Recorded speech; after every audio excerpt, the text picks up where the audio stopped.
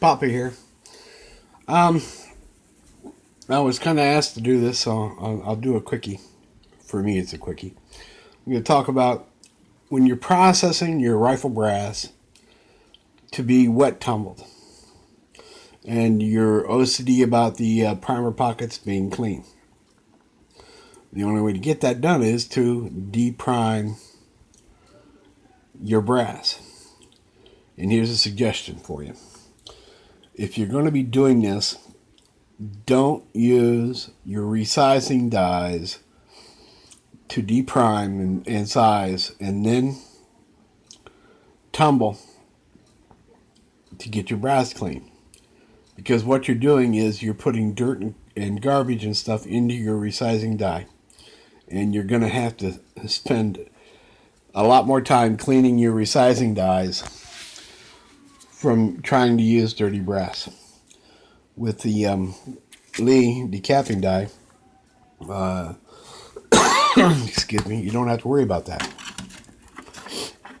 This thing is just slick as. Let me try and get out of here so I can get some light on the subject.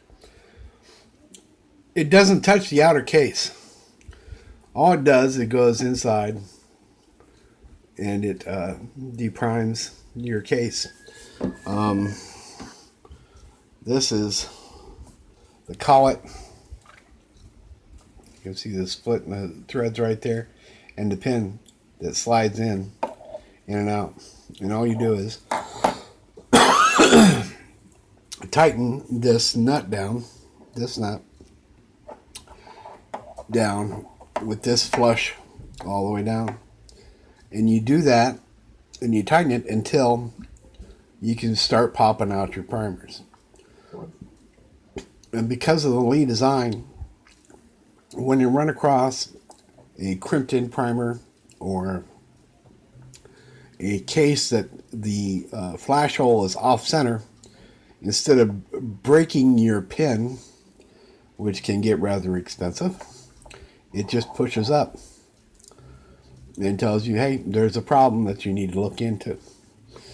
You know, you can either try and tighten it up a little bit more to try and pop that primer because it's just a crimped in primer or whatever the case may be. But you're going to cut way down on how many pins you break.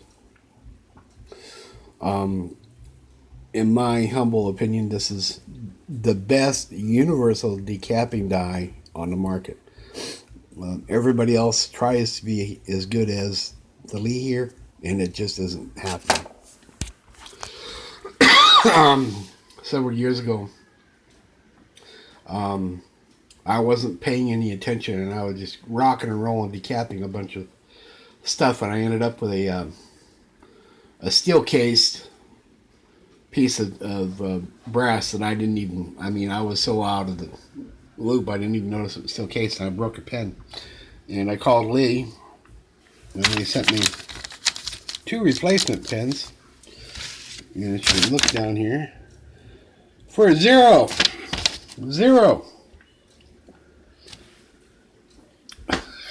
I mean, what more can you say? And they're the right pens. Turned out the wrong ones. The lesson is, pay attention when you're doing your things, and you'll save yourself a lot of time. If you're wet tumbling, I highly suggest if you're OCD about the clean pockets, get yourself a Lee decapping die. It will save you more headaches down the road than you've ever imagined. And they're half the price of everybody else out there. And they're great. I have one on every tool head I use in Station 1 because that's how I deprime everything. After you deprime and you're getting ready to toss your brass into your wet tumbler. If it was, yeah, and you can tell by feeling how much harder it is to pop that primer. If your case was a military, and it's the first time you've reloaded it, you picked up some range brass, you have to catch a fresh military. I highly suggest that you, before you toss it into your cleaner, to assuage and get rid of that crimp.